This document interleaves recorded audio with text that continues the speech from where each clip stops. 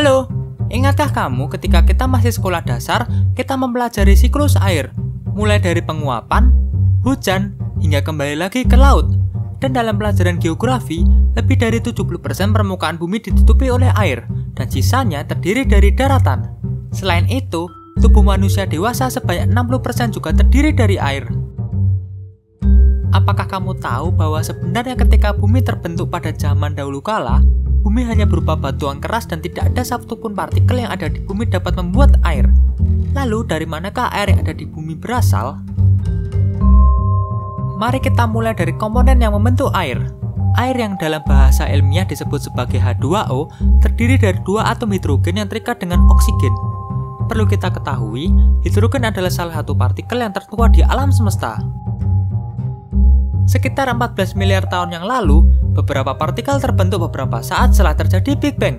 Salah satu yang terbentuk adalah hidrogen, dan beberapa miliar tahun selanjutnya, barulah terbentuk oksigen.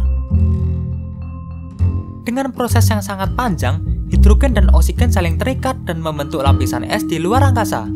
Pertanyaan selanjutnya, bagaimana lapisan es tersebut bisa sampai ke bumi? Menurut penelitian, komet merupakan kandidat utama yang paling logis dalam kasus ini. Namun, setelah diteliti lebih lanjut, air yang dibawa oleh komet mengandung lebih banyak hidrogen berat dibanding kandungan hidrogen berat yang terkandung dalam air yang ada di bumi. Dari ketidakcocokan komposisi ini, dapat disimpulkan bahwa air yang ada di bumi tidak berasal dari komet. Kandidat lain yang menyebabkan bumi berair adalah meteorit yang menabrak ke bumi. Dari semua meteorit yang sampai ke bumi, hanya meteorit yang bernama Carbonaceous Chondrite yang mengandung air di dalamnya. Dan ditambah lagi, kandungan hidrogen berat yang ada di meteorit ini sama dengan di bumi loh. Jadi untuk saat ini, dapat disimpulkan bahwa air berasal dari luar angkasa yang dibawa oleh meteorit. Walaupun demikian, hingga saat ini para peneliti masih mencari asal pasti air yang ada di bumi. Kamu punya pertanyaan seputar sains? Tuliskan pertanyaanmu di kolom komentar atau gabung bersama kami di Facebook dan Instagram kami dan klik subscribe untuk video baru setiap minggunya.